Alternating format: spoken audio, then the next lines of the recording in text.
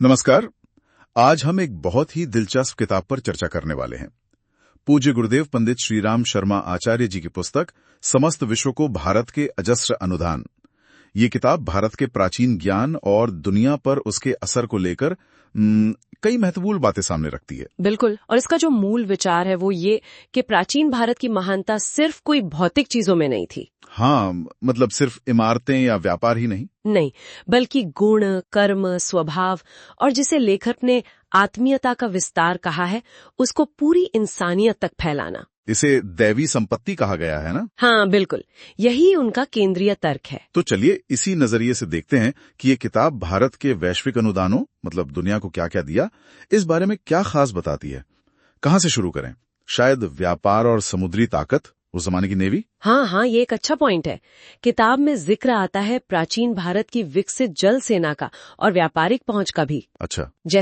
जैसे बताया गया है कि केरल, चोल, पांड्या राज्यों के जहाज वो ग्रीस, रोम, चीन तक व्यापार करते थे।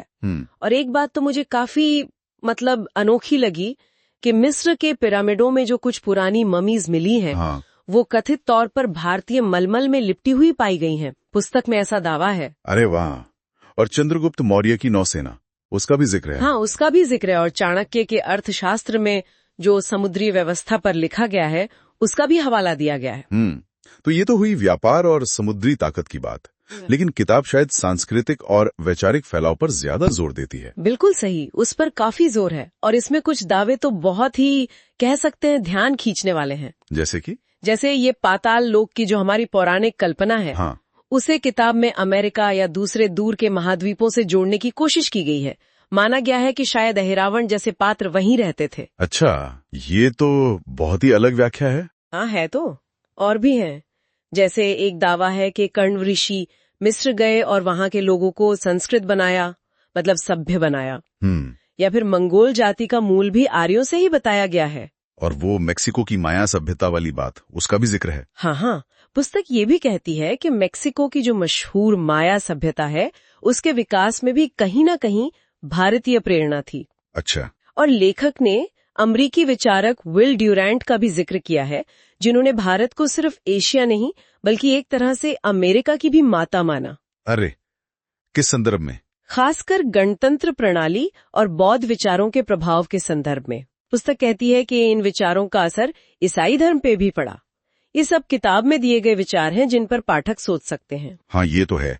बौद्ध धर्म का प्रसार, ये तो यकीनन एक बहुत बड़ा विषय है। इस पर किताब क्या कहती है? हाँ, इस पर विस्तार से बात की गई है। पुस्तक मानती है कि बौद्ध धर्म असल में वैदिक धर्म के ही जो मूल सिद्धांत हैं, विवेक, न्याय, एकता, उन्हीं का एक तरह से विस्तार है। अच्छा।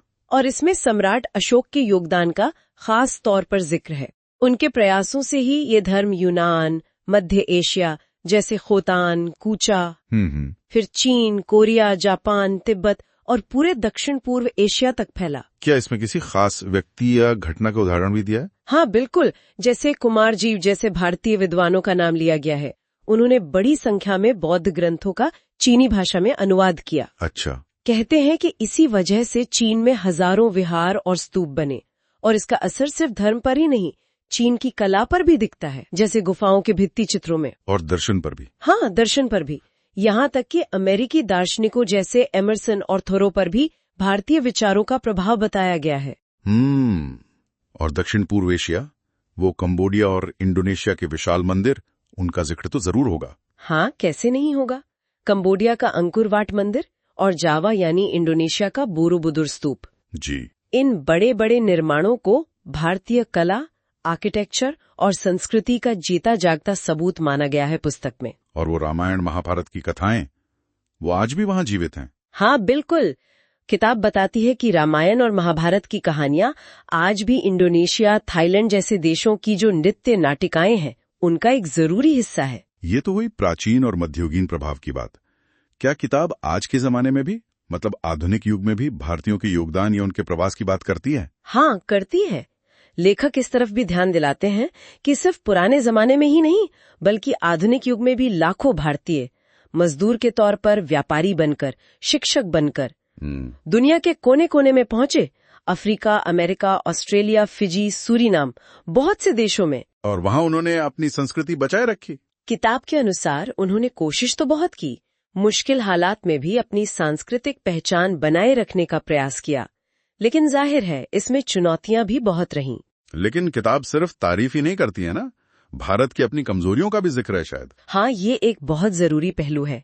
किताब इस पर भी रोशनी डालती है कि भारत की जो अंदरूनी फूट थी, सामाजिक बुराइयां थी, जैसे जाति का भेदभाव, आपसी तालमेल की कमी। हाँ, ये तो ऐतिहासिक समस्याएं रही हैं। बिल्कुल, और इन्हीं कमजोरियों ने बाहरी ताकतों को यहाँ पैर जमाने का मौका दिया।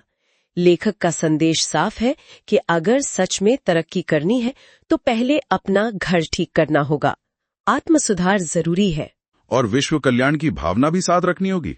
हाँ, दोनों को साथ लेकर चलना होगा। तो संक्षेप में कहें तो पंडित श्रीराम शर्मा आचार्य जी की ये किताब भारत को एक ऐसे प्राचीन केंद्र के रूप में देखती है जिसने अपने विचारों, अपने दर्शन, धर्म और संस्कृति से दुनिया के एक बहुत बड़े हिस्से पर गहरा असर डाला। हाँ बिल्कुल, ये उसका मुख्य बिंदु है, लेकिन साथ ही ये हमें आज के लिए सोचने पर भी मजबूर करती है। किस तरह से? देखिए, एक तरफ तो किताब में ये ऐतिहासिक वैश्विक भूमिका बताई गई है, और दूसरी तरफ आज की जमीनी हकीकतें हैं, हमारी अपनी चुनौतियां हैं। सही बात है। तो इन दोनों को देखते हुए आज की दुनिया में भारत का स्थान क्या होना चाहिए, उसकी जिम्मेदारियां क्या हैं? ये एक बड़ा सवाल है। हाँ, ये एक ऐसा सवाल है जिस पर किताब सीधे जवाब नहीं देती, बल्कि पाठक को खुद सोचने, मनन करने के लिए छोड़ देती है।